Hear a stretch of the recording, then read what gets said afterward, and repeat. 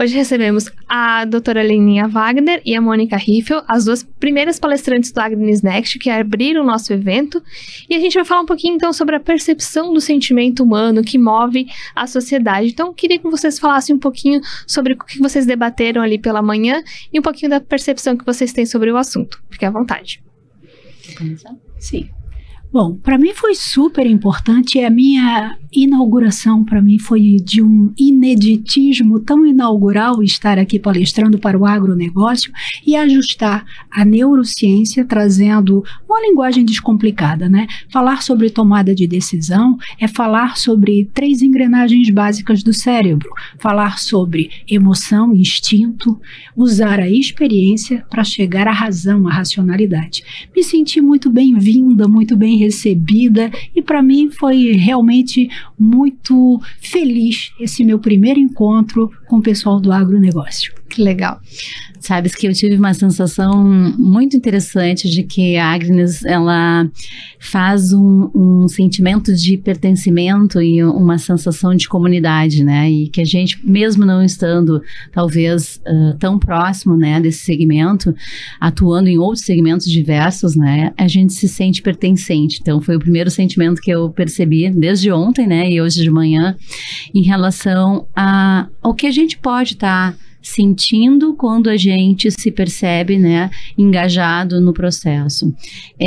Sem dúvida falar, né, dos estereótipos, dos nossos preconceitos, das nossas crenças e dos nossos modelos mentais é algo disruptivo e inovador para se trazer para um evento, né, de tecnologia, empreendedorismo, e que eu acho que a Agnes sempre foi, né, uma empresa que despontou no mercado, também trazendo a questão do humano perto da tecnologia e não afastado da tecnologia. Então foi surpreendente, assim, e foi extremamente contagiante, assim, a energia até do público, né? Porque a gente vê quando as pessoas estão inteiras ali e realmente prestando atenção no que a gente está falando. Maravilha. E vocês também falaram sobre tomada de decisão, né? E é sempre muito... A gente vai tomar uma decisão, a gente pensa, a gente para, a gente analisa.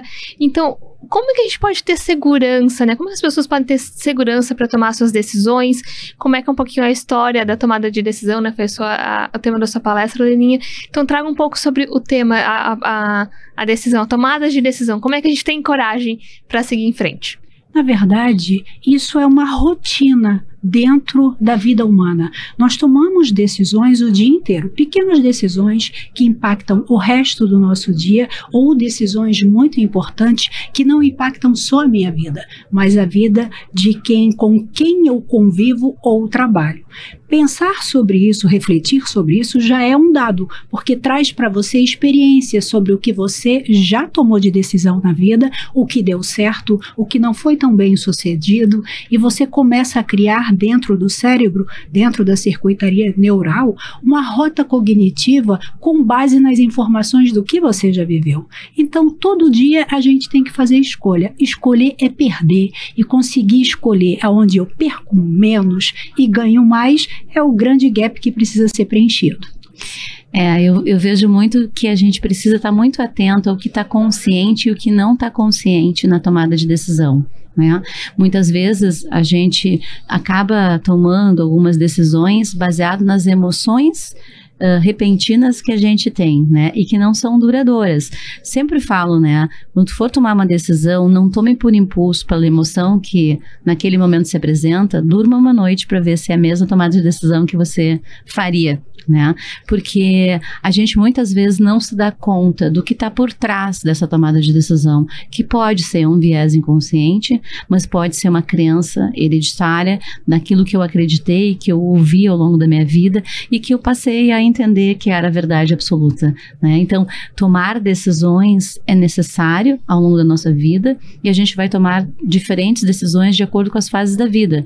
Na fase fisiológica, a gente toma um tipo de decisão, na fase psicológica, outra, e na fase de espiritualidade, a gente toma outras decisões. E é importante a gente entender que a gente vai mudando a cada fase da vida e tomando decisões diferentes. Isso aí. Qual é o conselho que você deixaria para as pessoas que querem tomar decisão e que ou tomam no impulso ou que ficam retraídas naquele medo? O que vocês diriam para as pessoas assim? Vão e vai dar certo. Primeiro, eu penso que a gente sempre tem uma rede de apoio e é muito importante na insegurança pedir socorro para alguém. Quando a gente tem essa rede de apoio, quando a gente tem vínculos emocionais, afetivos de qualidade, a gente traz, a neurociência nos explica isso, né? 2 neurotransmissores muito importantes. Um é a dopamina, que é o neurotransmissor do prazer, da vontade de estar ali naquele lugar com aquelas pessoas. Eu costumo dizer que tem gente que a gente apenas tolera, mas tem gente que a gente celebra, né?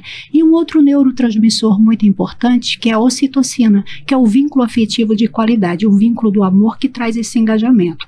Quando a gente tem essa rede de apoio e proteção, se você está indecisa em alguma circunstância, no que escolher, que decisão tomar, peça ajuda. A gente não precisa dar conta de tudo. A gente pode pedir ajuda. Muito legal. Eu diria que a gente precisa abrir escuta. Né? Quando a gente abre escuta e deixa outras pessoas também colocarem seus pareceres, suas visões, isso nos ajuda a tomar decisão. A gente não precisa ser infalível na tomada de decisão ou ser a única pessoa a ter que tomar a decisão. Eu diria que a gente precisa sim olhar para outras visões e poder acrescentar, né, no nosso pensamento, na nossa forma de se comportar, de que forma o outro também impacta na minha tomada de decisão, de que forma ele pode me ajudar, de que forma ele pode, nesse momento, talvez, até colaborar, né, na minha tomada de decisão. Estar aberto para uma escuta aberta, eu acho que é fundamental. Tá certo. Então, gente, muito obrigada. Agradeço a presença de vocês e pela palestra também. Muito obrigada. Agradeço. Obrigada. Obrigada.